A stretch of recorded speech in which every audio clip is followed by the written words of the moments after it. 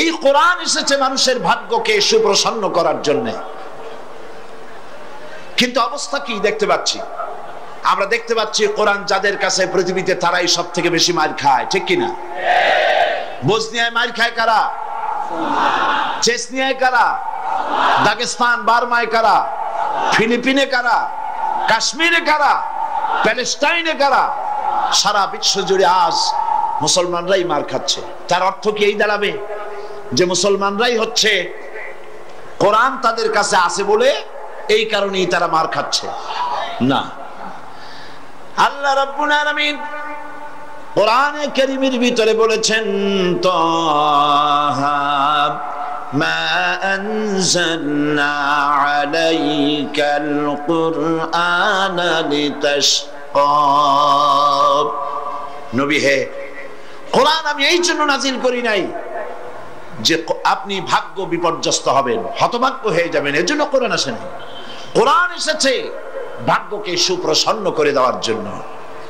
যাদের কাছে কোরআন থাকবে তারা শাসিত হবে না, যাদের কাছে কোরআন থাকবে তারা বিশ্বকে শাসন করবে। আজ কোরআন ঘরে থাকা সত্ত্বেও আমরা এই কোরআন থেকে ফায়দা নিতে পারলাম না। এমন একখানা কিতাব যার কাছে আসতে বলে লোহাগুলি পাথর হয়ে, লোহাগুলি সোনা হয়ে যায়, পাথরগুলি হীরক খণ্ডে পরিণত হয়ে যায়। রাসূল করিম সাল্লাল্লাহু আলাইহি ওয়াসাল্লাম হেরা পাহাড় থেকে নেমে এলেন, হাতে আনলেন একখানা পরশ পাথর, সৌভাগ্য স্পর্শমণি কোরআন। এই কোরআনের সংস্পর্শে যেই এলো তার ভিতরে পরিবর্তন এসে গেল। কোরআন জিরোকে, কোরআনের সাথে যদি কোনো হিরো আসে আর যদি বেয়াদবি করে, হিরোকে কোরআন জিরো বানায় দেয়। আবার যদি কোনো জিরো আসে, জিরোকে কোরআন শরীফ হিরো বানায় দেয়। তার নমুনা আমরা দেখতে পাই হযরত ওমর রাদিয়াল্লাহু তাআলা আনহু কত বড় জাহিল ছিলেন। আল্লাহ নবী হত্যা করতে আসতে পারেন, কত বড় জাহিল হলে পরে তিনি নবী হত্যা করতে আসলেন, কিন্তু তিনি নবী হত্যা করতে পারেন নাই। কোরআন তার জাহালাতের কল্লা কাটিয়ে দিয়েছে। কোরআনের আওয়াজ শুনে, কোরআন তেলাওয়াত করে তার মনের পরিবর্তন হয়ে গিয়েছে। রাসূলের কাছে এসেছেন তরবারি হাতে। হুজুর জিজ্ঞেস করলেন, ওমর কি মতলব নিয়ে এসেছো? ওমর বললেন, মতলব তো খারাপই ছিল, কিন্তু কোরআন পড়ার পরে আমার মতলব পরিবর্তন হয়ে গেছে। জীবনের 26টি বছর কুফরির অন্ধকারের ভিতরে ডুবেছিলাম, আমাকে তাওহীদের আলোর সন্ধান দিয়ে দিন। নবীজি তাকে পড়তে বললেন, লা ইলাহা ইল্লাল্লাহু মুহাম্মাদুর রাসূলুল্লাহ। সে ওমর রাসূলকে হত্যা করতে আসলেন। নবীজি বললেন, লা নবিয়্যা বাদি ওয়ালা রাসূলা, আমার পরে নবী বা রাসূল পৃথিবীতে আর আসবে না, কিন্তু আমার পরে যদি কেউ নবী হতো লাকানা ওমর, ওমরকে আল্লাহ অবশ্যই নবী বানায় দিতেন। তাহলে ওমর কোথায় ছিলেন আর কোথা থেকে আল্লাহ তাকে কোথায় নিয়ে গেলেন? ভাবতে অবাক লাগে। হযরত আলী রাদিয়াল্লাহু তাআলা আনহু, ওমর রাদিয়াল্লাহু তাআলা আনহুর জামানায় তিনি রাতের বেলায় ঘুমায় আছেন, স্বপ্নে দেখছেন যেন তিনি নামাজ পড়ছেন রাসূল করিম সাল্লাল্লাহু আলাইহি ওয়াসাল্লামের পেছনে, ফজরের নামাজ। নামাজ শেষ হওয়ার পর রাসূল করিম সাল্লাল্লাহু আলাইহি ওয়াসাল্লাম পেছনের দিকে ফিরে বসেছেন, কথাবার্তা বলছেন। হযরত আলী মসজিদ থেকে বেরিয়েছেন, দরজার কাছে এসে দেখেন এক বুড়ি এক পাত্র খোরমা নিয়ে দাঁড়ানো।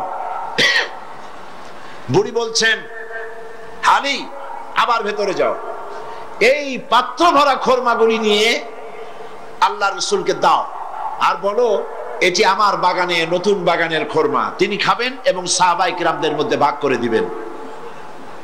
হযরত আলী ভেতরে প্রবেশ করলেন, হুজুরকে খোরমার পাত্র দিয়ে ঘটনা বিবরণ করলেন। রাসূল করিম সাল্লাল্লাহু আলাইহি ওয়াসাল্লাম পাত্র থেকে একটি খোরমা উঠায়া হযরত আলীর মুখের মধ্যে দিলেন। হযরত আলী স্বপ্নের ভিতরে খেজুরটি খাচ্ছেন। ইত্যাবসারে ফজরের আজান হলো। আজানের আওয়াজ শুনে হযরত আলীর ঘুম ভেঙে গেল। কিন্তু ঘুম ভেঙেছে ঠিক, রাসূল করিম সাল্লাল্লাহু আলাইহি সাল্লামের হাতের দেওয়া খোরমার স্বাদ তখনও আলীর মুখের মধ্যে রয়েছে। উযু করে মসজিদ নববীতে প্রবেশ করলেন। তিনি দেখতে পাচ্ছেন মসজিদ নববীতে ইমামতির জায়গায় কে দাঁড়ানো? হযরত ওমর রাদিয়াল্লাহু তাআলা। ইসলামের নিয়ম এটা। ইসলামের শাসন ব্যবস্থায় রাষ্ট্রপ্রধান যিনি হবেন তিনি সেই দেশের সব থেকে বড় মসজিদে ইমামতি করার খুতবা দেওয়ার যোগ্যতা তার থাকতে হবে। হযরত ওমর রাদিয়াল্লাহু তাআলা আনহু ফজরের নামাজ পড়লেন। এখন কিন্তু আর স্বপ্ন না, এখন কি বাস্তব। ফজরের নামাজ শেষ করে হযরতে ফারুক রাদিয়াল্লাহু তাআলা আনহু পেছনের দিকে ফিরে বসেছেন। হযরত আলী উঠেছেন, মসজিদ থেকে বেরোবেন, দরজার কাছে এসে দেখেন এক বুড়ি এক পাত্র খোরমা নিয়ে দাঁড়ানো। বুড়ি বলছেন, আলী আবার ভেতরে যাও, এই পাত্র ভরা খোরমা নিয়ে আমিরুল মুমিনিনকে বলো এটি আমার নতুন বাগানের খোরমা, যেন তিনি খান আর রাসূলুল্লাহর সাহাবীদের মধ্যে যেন ডিস্ট্রিবিউট করে দেন। হযরত আলী দেখছেন কি আশ্চর্য কথা, যা স্বপ্নে দেখলাম তাই বাস্তব হচ্ছে। ভেতরে গিয়ে আমিরুল মুমিনিনকে খোরমার পাত্র দিলেন আর ঘটনা শোনালেন। বুড়ি এভাবে পাঠায়েছে, তার নতুন বাগানের খোরমা, এইসব বললেন। হযরত ওমর খোরমার পাত্র থেকে একটি খোরমা উঠিয়ে হযরত আলীর মুখের মধ্যে দিয়ে দিলেন। হযরত আলী খোরমা চিবোচ্ছেন, খুব মজা লাগতেছে। হযরত আলী বলছেন, ওমর পাত্রে তো খোরমা অনেক আছে, সবাইকে যদি একটা দুইটা করে দাও তারপরেও থাকবে, খোরমা খুব মজা, তুমি দাও না আমাকে আর একটা বেশি। জিদনি তামরাতান উখরা, আমাকে আর একটা খোরমা দাও। হযরত ওমর বলছেন, ইয়া আলী লাউ আন্না রাসূলুল্লাহ সাল্লাল্লাহু আলাইহি ওয়াসাল্লাম যাদাক লাজিদনাক। হে আলী, রাসূল করিম সাল্লাল্লাহু আলাইহি ওয়াসাল্লাম স্বপ্নের ভেতরে তোমাকে যদি একটার বেশি খোরমা দিতেন আমিও তোমাকে একাধিক খোরমা দিয়ে দিতাম। হযরত আলী রাদিয়াল্লাহু তাআলা আনহু বলছেন, ইয়া ওমর আহিয়া রুইয়া রাআইতাহা আম হিয়া গায়বুন আম ইত্তালাত আলাইহি। এটা কি, এটা কি তুমি স্বপ্ন দেখেছো আমার মতো, না গায়ব থেকে তোমাকে জানানো হয়েছে? আমাকে রাসূলুল্লাহ স্বপ্নে একটা খোরমা দিলেন, তা তুমি টের পাইছো কেমনে, কিভাবে টের পেলে? এটা কি স্বপ্ন দেখেছো না গায়ব? হযরত ওমর বলছেন, ইয়া আলী ওয়াল্লাহি মা হিয়া রুইয়া ওয়ালা গায়ব ওয়ালাকিন্নাল মুমিনা ইযা আখলাসা কলবহু ইয়ারা বিনূরিল্লাহ। মূল বক্তব্য হচ্ছে, হে আলী এটা স্বপ্ন নয়, এটা গায়ব থেকেও আমাকে জানানো হয়নি। মূল কথা হচ্ছে আল্লাহর কোন মুমিন বান্দা যখন আল্লাহর জন্য হয়ে যায়, ব্যক্তিতে, পরিবারে, সমাজে, রাষ্ট্রে, জীবনের সব ক্ষেত্রে যদি কোনো মুমিন বান্দা আল্লাহর গোলাম হয়ে যায় তো আল্লাহর সাহায্যেই সে দেখতে পায়।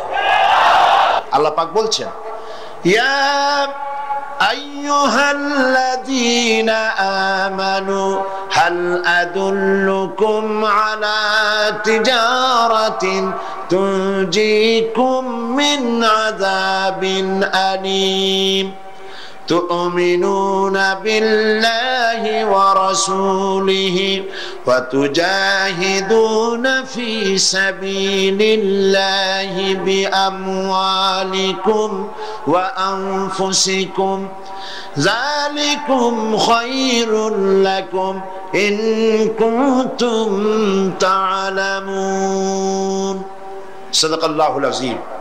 আল্লাহ পাক বলছেন, হে বিশ্বাসীরা, যারা তোমরা ঈমান এনেছো, শোনো, আমি কি তোমাদের কেমন একটি ব্যবসার কথা বলবো না, যে ব্যবসায় তোমাদেরকে জাহান্নামের কঠিন শাস্তি থেকে রক্ষা করবে? তার মানে অবশ্যই বলবো, সেই ব্যবসাটা হচ্ছে আল্লাহর সাথে ব্যবসা করতে হবে। ব্যবসার পুঁজি কয়টা বলেছিলাম? তিনটি। একটি হলো ঈমান বিল্লাহ, আল্লাহর প্রতি ঈমান, আরেকটি হচ্ছে রাসূলের প্রতি ঈমান, আরেকটি হচ্ছে, জোরে বলুন। আমরা আল্লাহর প্রতি ঈমানের কথা আলোচনা করেছি, রিসালাতের প্রতি ঈমানের কথা কিছুটা বলেছি, বাকি কথা আজকে আলোচনা করতে চেষ্টা করব ইনশাআল্লাহ। তবে আপনারা খেয়াল রাখবেন শয়তান যেন কাউকে মাহফিল থেকে উঠায় দিতে না পারে, সেজন্য খেয়াল রাখবেন, মজবুত হয়ে বসতে চেষ্টা করবেন যাতে সবগুলি কথা শোনার সৌভাগ্য অর্জন আমরা করতে পারি। আর আখিরি মোনাজাত, এই লাখো জনতার বিশাল মোনাজাতে আমরা যেন শরীক হতে পারি, আল্লাহ যেন তৌফিক দান করেন, বলি আমিন। রাসূলের প্রতি ঈমান, সেই ঈমানের কিছু কথা গতকাল বলেছিলাম, আজকে বাকি আরো কিছু কথা। রাসূলের প্রতি ঈমানের অর্থ শুধু এতটুকু নয় যে মাথায় টুপি পরলাম, দাড়ি রাখলাম, জামা গায়ে দিলাম, এতটুকুনি শুধু নয়, বরং রাসূল হচ্ছেন আমাদের আদর্শ, এটা বিশ্বাস করতে হবে। রাসূল আমাদের কি? অনেকে বলে আমরা অমুকের আদর্শ, আমরা অমুকের আদর্শের সৈনিক, বলেন এরকম? এর কোনো মানে নেই।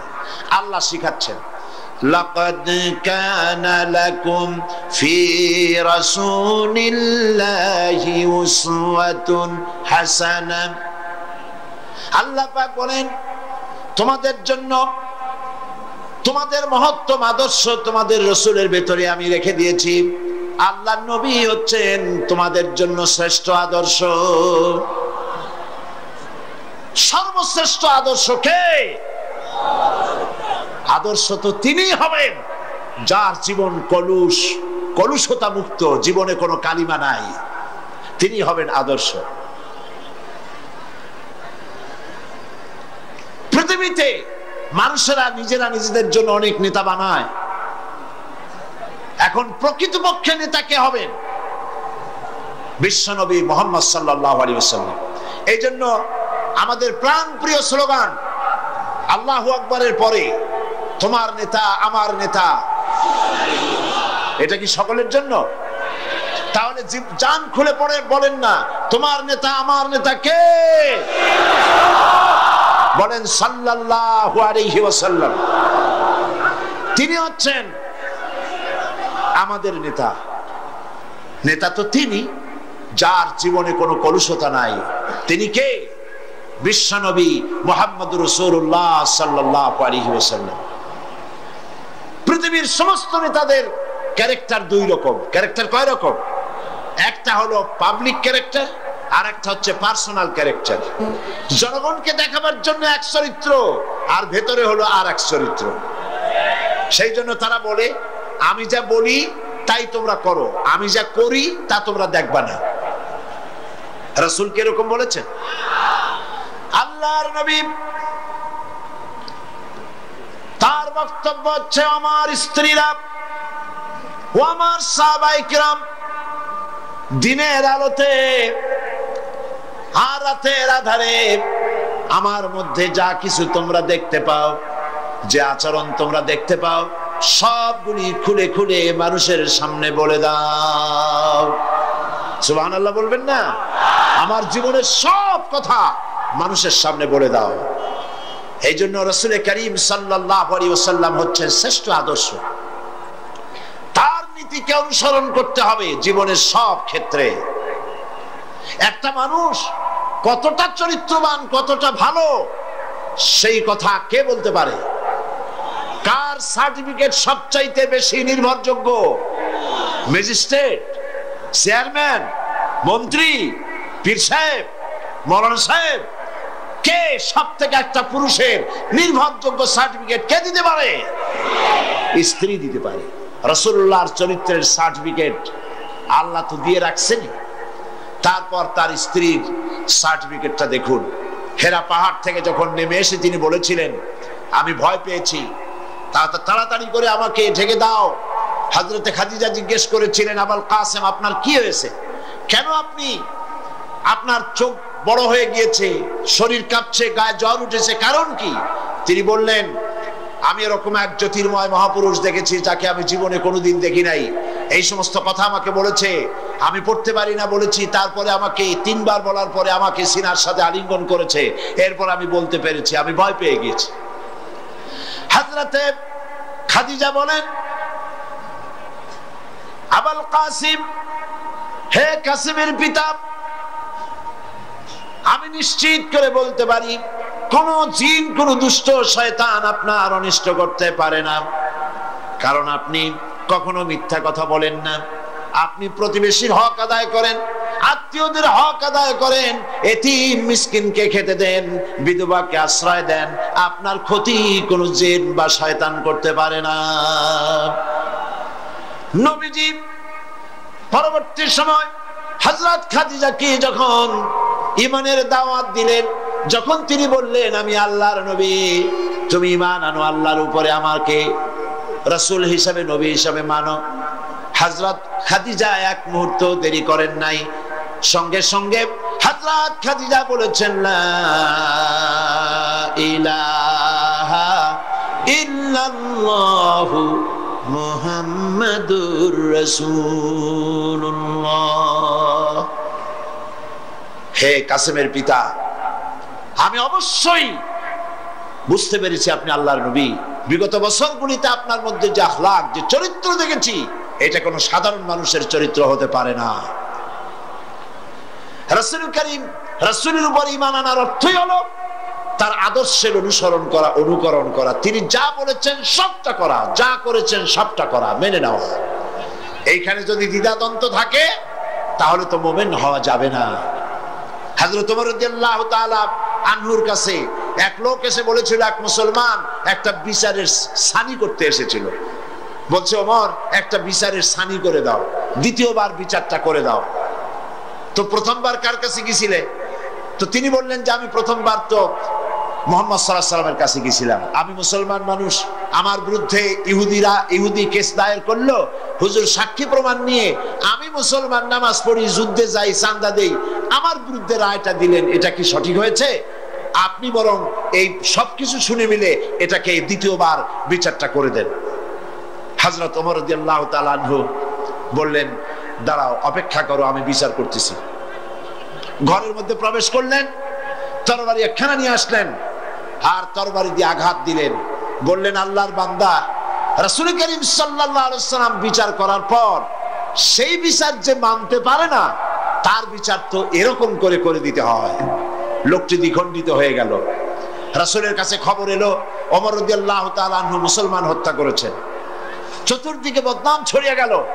রাসূল করিম সাল্লাল্লাহু আলাইহি ওয়াসাল্লাম চিন্তায় পড়ে গেলেন, হযরত ওমর এতটা করতে গেলেন কেন?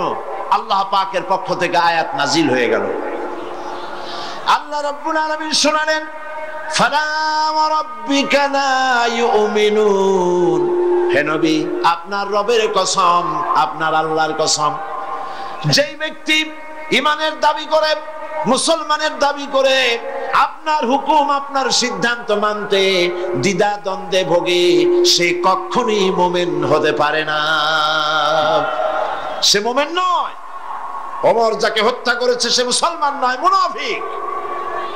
নবীর উপরে ঈমান আনার অর্থ হলো দাড়ি, টুপি, জামা সহ, পাগড়ি সহ, মেসওয়াক, সুরমা, যা যা রাসূল করেছেন বলেছেন সব সহ দ্বীন প্রতিষ্ঠার জন্য জিহাদে অংশগ্রহণ করতে হবে। সেই কথাই আসছে 3 নম্বরে গিয়ে, وَتُجَاهِدُونَ فِي سَبِيلِ اللَّهِ بِأَمْوَالِكُمْ وَأَنفُسِكُمْ ذَلِكُمْ خَيْرٌ لَكُمْ إِن كُنتُمْ تَعْلَمُونَ। আল্লাহর রাস্তায় জিহাদ করো। আল্লাহর রাস্তায় কি করো? জিহাদ। জোরে বলেন কি? জিহাদ করো। কি দিয়ে? মাল আর জান দিয়ে। যদি তোমরা ইসলাম বুঝে থাকো তাহলে এই জিহাদে অংশগ্রহণ করো। এখন জিহাদ কাকে বলে? লোকেরা ধারণা করেছে জিহাদ মানে হলো যুদ্ধ। জিহাদ এই নামটা শোনার মাত্রই, যখনই কারো মুখে শোনে জিহাদ অথবা কাগজে পড়ে জিহাদ, তো পাঠকের মনে তখন একটা চিত্র ভেসে ওঠে, বিরাট দাড়িওয়ালা, টুপিওয়ালা, জামাওয়ালা, হাতে লম্বা তরবারি, সমানে দৌড়াইতেছে আর কাফের কুচায় কুচায় শেষ করে ফেলাই দিতেছে। এর নাম হলো জিহাদ। এই জন্য ফার্সিতে একটা কথা আছে, অলেকিন কালামদার কাফে দুশ্মনাস্ত, দুশ্মনের হাতে কলম ছিল, যেমন খুশি তেমন মুসলমানদের ইতিহাসকে তারা বিকৃত করেছে। জিহাদ মানে যুদ্ধ নয়, জিহাদ মানে হোলি ওয়ার নয়, জিহাদ মানে হার্ব নয়, জিহাদ মানে কিতাল নয়। যুদ্ধ এটার আরবি কিতাল হতে পারে, হার্ব হতে পারে, ওয়ার হতে পারে, কিন্তু জিহাদ শব্দের অর্থ এগুলি নয়। জিহাদ কি? জিহাদের আবিধানিক এবং পারিভাষিক অর্থ হচ্ছে যে কোনো উদ্দেশ্যকে সফলতার শীর্ষে পৌঁছে দেওয়ার জন্য যে প্রাণান্তকার প্রচেষ্টা চালানো হয়, জান দিয়ে, মাল দিয়ে, অর্থ দিয়ে, যে কোনো উপায় যে চেষ্টা চালানো হয়, ওই চেষ্টার নাম হলো জিহাদ। ওই চেষ্টার নাম কি? জিহাদ। তো আমাদের উদ্দেশ্য হলো, লক্ষ্য করুন, আমাদের উদ্দেশ্য হলো জমিন হলো আল্লাহর। চিল্লায় বলুন, জমিন কার? আল্লাহর জমিনে। মানুষ কার? আল্লাহর জমিনে। আল্লাহর মানুষের উপরে আইন কার? আল্লাহ পাকের আইনকে প্রতিষ্ঠিত করার জন্যে আমি যদি বই লিখি, এটা আমার লেখার জিহাদ। আমি যদি এই রাস্তায় পয়সা খরচ করি, এটা হলো আমার আর্থিক জিহাদ। আমি এই রাস্তায় চূড়ান্ত, আমাকে যদি কেউ বাধা দেয় সশস্ত্র ভাবে, তখন সশস্ত্র ভাবে তার মোকাবেলা যদি আমি করি, এটা হলো জিহাদের চূড়ান্ত রূপ। জিহাদের অর্থ শুধুমাত্র হিন্দু যেখানে পাও কুচায় মারো, এর নাম জিহাদ নয়। বলা হয়েছে জিহাদ ফি সাবিলিল্লাহ ওয়া তুজাহিদুনা ফি সাবিলিল্লাহ। জিহাদ হবে আল্লাহর পথে। আল্লাহ রাব্বুল আলামিন শান্তি প্রতিষ্ঠার জন্য ফর্মুলা দিয়েছেন। কার ফর্মুলায় কাজ হবে বলেন? কার ফর্মুলায়? আল্লাহ রাব্বুল আলামিন শান্তি প্রতিষ্ঠার ফর্মুলা দিয়েছেন। তাআলাউ ইলা কালিমাতিন সাওয়াইন বাইনানা ওয়া বাইনাকুম আল্লা না'বুদা ইল্লাল্লাহ। হে নবী, আপনি বলুন, ও আহলে কিতাবের লোকেরা, এসো তোমরা আর আমরা এমন একটা কথায় একত্রিত হই যা তোমাদের জন্য এবং আমাদের জন্য সমভাবে প্রযোজ্য। তা হচ্ছে আল্লাহ না'বুদা ইল্লাল্লাহ, আল্লাহ ছাড়া কারো গোলামি করব না। এই স্লোগান দাও, আল্লাহ ছাড়া কারো গোলামি করব না। খ্রিস্টানেরা এই কথা বলো, ইহুদিরা এই কথা বলো, তাহলে এই পৃথিবীতে শান্তি আসবে। আজ কি পৃথিবীর সব রাষ্ট্রসমূহ আল্লাহর গোলামি করে না প্রতিবেশী রাষ্ট্রের গোলামি করে? আল্লাহরে ভয় পায় বেশি না প্রতিবেশীর ভয় পায় বেশি? প্রতিবেশী ভারতের ভয় অস্থির, এক এক দেশ আর এক দেশের ভয়তে অস্থির। এই জন্য আল্লাহ পাক বলেছেন, ঘোষণা করো আল্লাহ না'বুদা ইল্লাল্লাহ, আল্লাহ ছাড়া কারো গোলামি করব না। ওয়ালা নুশরিকা বিহি শাইআ, আর আল্লাহর সাথে কারো অংশীদার স্থাপন করব না। ওয়ালা ইয়াত্তাখিযা বা'দুনা বা'দান আরবাবাম মিন দুনিল্লাহ, আর আমরা কাউকে আল্লাহ ছাড়া কাউকে সুপার পাওয়ার হিসাবে মেনে নেব না। সুপার পাওয়ার কে? চিল্লায় বলো, আল্লাহই হচ্ছেন সুপার পাওয়ার, তার থেকে বড় পাওয়ার কেউ হতে পারে না। আল্লাহ রাব্বুল আলামিন বলেন, ইয়া আইয়ুহান নাসু উবুদু রাব্বাকুমুল্লাযী খালাকাকুম ওয়াল্লাযীনা মিন ক্বাবলিকুম লাআল্লাকুম তাত্তাকুন। হে মানব সকল, বিশেষ কোন জনগোষ্ঠীকে ডাকে নাই আল্লাহ। এ কথা কার? বিশেষ কোন জনগোষ্ঠী নয়, বিশেষ কোন ধর্মের লোক নয়। আল্লাহ দাওয়াত দিচ্ছেন সার্বজনীন, কারণ আল্লাহ পাক শুধু মুসলমানদের আল্লাহ নন।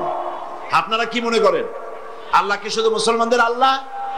আমরা কি সূরা ফাতিহা এরকম পড়ি, আলহামদুলিল্লাহি রাব্বিল মুসলিমিন, আলহামদুলিল্লাহি রাব্বিল আউলিয়া ওয়াল মুত্তাকিন, আলহামদুলিল্লাহি রাব্বিল মুরসালিন? কি পড়ি? আলহামদুলিল্লাহি রাব্বিল রাব্বিল আলামিন। সবাই পড়েন আলহামদুলিল্লাহি রাব্বিল আলামিন। আমি সেই আল্লাহর প্রশংসা করি যিনি তামাম জাহানের রব। প্রশংসা কেবলমাত্র তারই হবে। প্রশংসা কার হবে? সেই আল্লাহ রাব্বুল আলামিন। তিনি শুধু মুসলমানদের আল্লাহ নন, তিনি সমস্ত সৃষ্টি জগতের স্রষ্টা। কাজেই তার দাওয়াত শুধু মুসলমানদের জন্য এখানে নয়, কোরআনের মূল দাওয়াত গোটা বিশ্বের সমস্ত মানুষের জন্য। সুবহানাল্লাহ বলেন। সেটা কি? ইয়া আইয়ুহান নাস, হে মানব মণ্ডলী, উবুদু রাব্বাকুম আই আতিউ রাব্বাকুম। ইবাদত করো, দাসত্ব করো, গোলামি করো, আনুগত্য করো তোমার রবের। কোন রব? যিনি তোমাকে সৃষ্টি করেছেন, তোমাদের পূর্বপুরুষদেরও যিনি সৃষ্টি করেছেন, তার ইবাদত করো। নামাজ, রোজা, হজ, যাকাত এগুলি ইবাদতের অংশ। যেমন আমার হাত, এটি হচ্ছে আমার বডির অংশ। এটা আমার হাত, এটা আমার মাথা, এটা আমার চোখ, এটা আমার পা, এটা আমার পেট। মানুষটা কই বলেন? সবটা মিলাইয়া মানুষ। নামাজ, রোজা, হজ, যাকাত ওয়ান কাইন্ড অফ ইবাদত, কমপ্লিট ইবাদত নয়। কমপ্লিট ইবাদত হচ্ছে নামাজ, রোজা, হজ, যাকাত সহ। যার কথা মতো নামাজ পড়বেন, নামাজ পড়েন কার কথা মতো বলেন? যার কথা মতো বাইতুল মুকাররমে সেজদা দেন, যার কথা মতো বাড়িতে গাড়িতে সেজদা দেন, তার কথা মতো পার্লামেন্ট চালাতে হবে। এর নাম ইবাদত। এর নাম কি? যার কথা মতো হজ করেন, যাকাত দেন, যার কথা মতো মাঝে মধ্যে নির্বাচনের আগে মাথায় পট্টি লাগান, সেই আল্লাহর কথা মতো দেশ চালাতে হবে। এর নাম হলো ইবাদত। এর নাম কি? এর নাম হচ্ছে ইবাদত। ইবাদত শুধু নামাজ, রোজা, হজ, যাকাত নয়। আবার এই কথা আপনারা বলেন না যে সাইদি সাহেব বলেছে নামাজ রোজা কোনো ইবাদতই না। মানুষ তো বোঝে একটা, করে গিয়ে আরেকটা, রিপোর্ট করে আবার আরেক রকম। কথা বুঝতে পেরেছেন? উল্টা পাল্টা বুঝবেন না। নামাজ ইবাদত, তবে ইবাদতের অংশ, কমপ্লিট ইবাদত নয়। কমপ্লিট ইবাদত হচ্ছে আল্লাহর গোলামি হবে জন্ম থেকে শুরু করে মৃত্যু পর্যন্ত। মুরগির ফার্ম থেকে শুরু করে জাতিসংঘ পর্যন্ত সব জায়গায় আইন চলবে কার? সেই আইন চালু করার জন্যই আল্লাহ পাক এই কোরআন নাজিল করেছেন। উবুদু রাব্বাকুম আই আতিউ রাব্বাকুম। আল্লাহর ইবাদত করো, আল্লাহর গোলামি করো, করলেই শান্তি পাবা। দেখুন না, আকাশে যে সূর্যটা আছে, এটা কি পৃথিবীর চাইতে ছোট না বড়? কত বড়? 13 লক্ষ গুণ বড়। কত বড় সূর্য, চন্দ্র, গ্রহ, নক্ষত্র, সৌররাজি দাঁড়ায় আছে না চলে? এ ব্যাপারেও বিজ্ঞানীদের ভিন্ন ভিন্ন মত আছে। কোন কোন বিজ্ঞানী বলেছেন সূর্য ঘোরে, কেউ কয় চন্দ্র ঘোরে, কেউ কয় দুনিয়া ঘোরে, কেউ কয় আমরাও ঘুরি। প্রকৃতিপক্ষে ঘোরে কে, সে কথা কার কাছ থেকে জানবো? আল্লাহ রাব্বুল আলামিন দুনিয়ার মানুষকে তার সৃষ্টি জগৎ সম্পর্কে জানাই দিয়েছেন। লাশ-শামসু ইয়ামবাগি লাহা আন তুদরিকাল কামারা ওয়ালাল লাইলু সাবিকুন নাহার ওয়া কুল্লুন ফি ফালাকি ইয়াসবাহুন। প্রবল জ্ঞানী হইবে যারা, আপন মনেতে বুঝিবে তাহারা। রাত্রি পারে না আগে যাইবার, দিনের স্থান করি অধিকার। চন্দ্র বাঁধে না সূর্যের গায়েতে, সূর্য পারে না চন্দ্রকে ধরিতে। যার যে স্থান বহাল রাখিয়া ভ্রমণ করিছে খোদাকে ডরিয়া। আল্লাহকে ভয় করে যার যার গতিপথে চলছে। ওয়া কুল্লুন ফি ফালাকি ইয়াসবাহুন। মহাশূন্যে যা আছে কেউ দাঁড়ায় নাই, সব ঘুরছে। সুবহানাল্লাহ। Activity is life, inactivity is death. যতদিন ঘুরবে ততদিন পৃথিবী চলবে। যখন ঘোরা বন্ধ হবে, বিরাট এক ঝাঁকুনি খেয়ে স্তব্ধ হয়ে যাবে পৃথিবী, কিয়ামত অনুষ্ঠিত হয়ে যাবে। সব ঘুরছে, কার হুকুমে? এখন লক্ষ্য করেন, এই যে ঘুরতেছে সব, অত বড় সূর্য, অত বড় তারকা, সুবহানাল্লাহ, কি বিশাল তারকা। কোন কোন তারকা তো এমনও আছে যার আলো পৃথিবীর মাটি আজ স্পর্শ করতে পারেনি, অথচ আলোর গতি প্রতি সেকেন্ডে 1,86,000 মাইল। কোথায় সেই তারকা? যে সূর্য পৃথিবীর চাইতে 13 লক্ষ গুণ বড়। এই রকমের 3 কোটি সূর্য খাইয়া হজম করতে পারে এমন হাজার হাজার তারকা আল্লাহ পাক গ্যালাক্সির মধ্যে তৈরি করে রেখেছেন। এবার আকাশের দিকে তাকায় দেখেন, কোন অ্যাক্সিডেন্ট আছে? ট্রাফিক পুলিশ আছে? সিগন্যাল লাইট আছে? কেন অ্যাক্সিডেন্ট হয় না?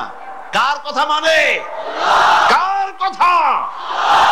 আমার আল্লাহ রাব্বুল আলামিন বলেন, আফাগায়রা দীনিল্লাহি ইয়াবগুন ওয়া লাহু আসলামা মান ফিস সামাওয়াতি ওয়াল আরদি তাওআন ওয়া কারহা। আফাগায়রা দীনিল্লাহি ইয়াবগুন, আমার দেওয়া জীবন ব্যবস্থা ছেড়ে দিয়ে মানুষের তৈরি করা, অন্যের তৈরি করা কোন জীবন ব্যবস্থা গ্রহণ করতে চাও? ওয়ালাহু আসলামা, অথচ মান ফিস সামাওয়াতি ওয়াল আরদ, অথচ আকাশে যা আছে, জমিনে যা আছে, এর মাঝখানে যা আছে, সব আনুগত্যের মস্তক আমার সামনে নত করে দিয়েছে। সুবহানাল্লাহ, সুবহানাল্লাহ, সুবহানাল্লাহ।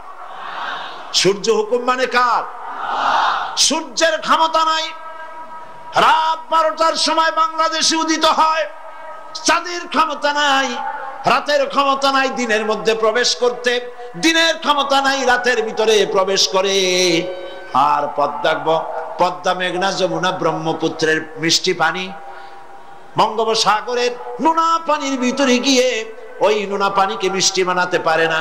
আবার নোনা পানিগুলি জোয়ারের টানে পদ্মা, গঙ্গা, যমুনা, সুরমা, কর্ণফুলীর ভিতরে ঢুকে মিষ্টি পানিকেও লবণাক্ত করতে পারে না। কার হুকুম মানে?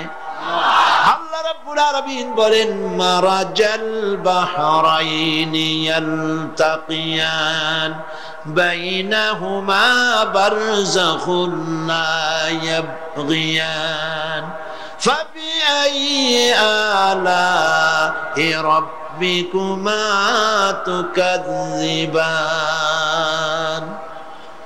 কোন পার্টিশন নাই মাঝখানে, একদিকে নোনা পানি, একদিকে মিষ্টি পানি, মাঝখানে কোনো পার্টিশন নাই। মিষ্টি পানি নোনা পানিকে নোনা বানাতে পারে না, নোনা পানি মিষ্টি পানিকে মিষ্টি বানাতে পারে না। আল্লাহ পাক বলেন, সব আমার হুকুম মেনে চলছে। কার হুকুম? কার হুকুম? সুন্দরবনে, জঙ্গলে, পাহাড়ে অসংখ্য হিংস্র প্রাণী আছে, মারামারি নাই, ঝগড়া নাই, সব আরামে আছে, ঠিক কিনা? সমুদ্রের মধ্যে মারামারি আছে নাকি? বঙ্গোপসাগর বলে নাকি আরব সাগর? তোমার কোন মাছ, তোমার কোন হাঙ্গর যদি আমার মধ্যে বিনা ইমিগ্রেশন ভিসায় যদি ঢোকে, থাপড়াইয়া দাঁত ফেলাই দেবো, বলে এরকম? বলে না। তারা সমুদ্রের ভিতরে মাছেরা যাতায়াত করছে, কত হিংস্র প্রাণী, জলচর প্রাণী সমুদ্রের ভিতরে আছে, মারামারি নাই, কাটাকাটি নাই, ঝগড়া নাই। মহাশূন্যের উপরে পাখিরা উঠছে, ঝগড়া নাই, মারামারি নাই, সব আরামে আছে। আরাম মূলত যেখানে থাকা উচিত ছিল সেখানেই শান্তি নাই। সেটা কোন জায়গা? এই পৃথিবী, এই মানুষগুলি, এই মানুষের শান্তি নাই, কিন্তু সব জায়গায় শান্তি আছে। কারণ ওরা আইন মানে কার? কার আইন মানে?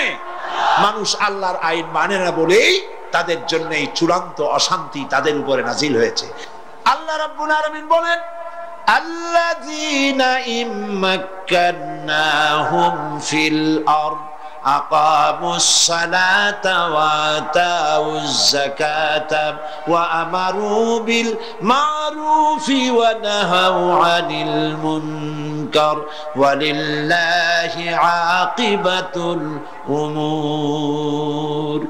মুমিন বান্দারা যদি ক্ষমতা পায়, লক্ষ্য করুন কারা ক্ষমতা পায়? ধর্মনিরপেক্ষতাবাদীরা নিশ্চয়ই নয়, ঈমানদারেরা, মুমিন বান্দারা, তারা যদি ক্ষমতা হাতে পায় 4 দফা কাজ করবে। কয় দফা? আল্লাহর নবী বলেছেন, লা দীনা লিমান লা সালাতা লাহু, যার কাছে নামাজ নাই তার কাছে দ্বীন নাই, ঈমান নাই, চরিত্র নাই, কিছুই নাই।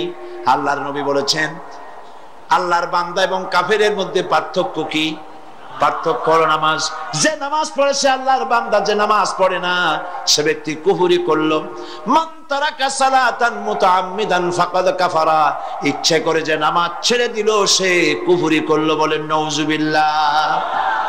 আদম শুমারিতে আপনার নাম মুসলমান থাকতে পারে, ভোটার লিস্টে আপনার নাম মুসলমান থাকতে পারে, পাসপোর্টে আপনার নাম মুসলমান থাকতে পারে, কিন্তু আপনি নামাজ পড়েন না, আল্লাহর কসম আল্লাহর খাতায় আপনি মুসলমান নন। আপনি দেশের প্রেসিডেন্ট, প্রধানমন্ত্রী হতে পারেন, পররাষ্ট্র স্বরাষ্ট্রমন্ত্রী হতে পারেন, পুলিশ আপনাকে স্যালুট দেয়, বিডিআর স্যালুট মারে, সবই ঠিক আছে, কিন্তু আপনি যদি নামাজ না পড়েন, আমার দেশের সদর ঘাটে কুলি বোঝা টাইমিয়া পেট চালায়, যে সেই কুলিটা যদি নামাজি হয়, দিনদার হয়, পরহেজগার হয়, আল্লাহরে ভয় করে, তাহলে বেনামাজি প্রেসিডেন্ট, বেনামাজি প্রধানমন্ত্রী, বেনামাজি মন্ত্রীর চাইতে আল্লাহর কাছে কুলি, মাঝি, রিকশাওয়ালার মর্যাদা হাজার হাজার গুণ বেশি। আল্লাহর কাছে কে প্রেসিডেন্ট, কে প্রধানমন্ত্রী, এইটার কোনো দাম নাই। আল্লাহর কাছে দাম কি? ইন্না আকরামাকুম ইনদাল্লাহি আতকাকুম। আল্লাহর কাছে মূল্য হচ্ছে তার যে ব্যক্তি আল্লাহকে তোমাদের মধ্যে বেশি ভয় করে।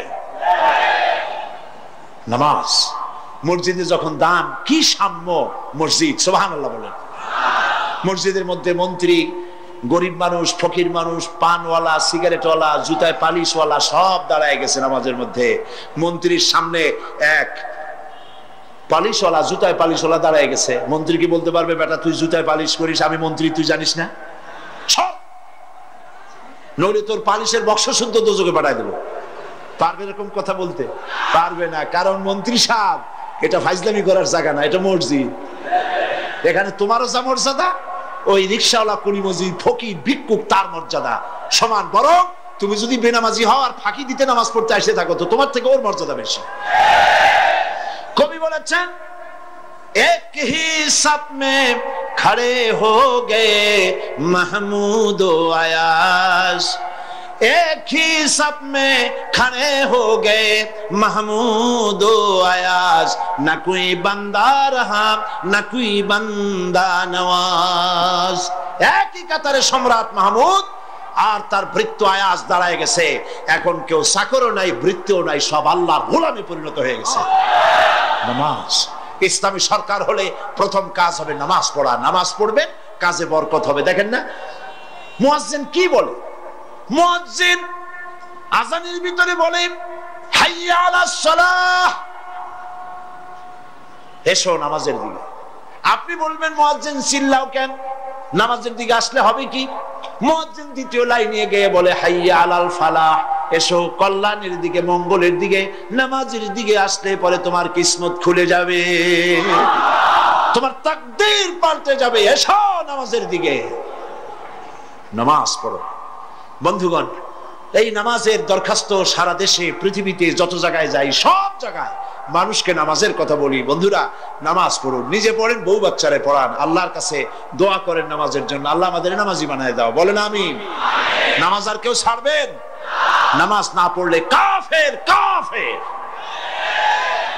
নামাজ না পড়লে মুসলমান বলে দাবি করার কোনো হক, কোনো অধিকার আপনার নাই।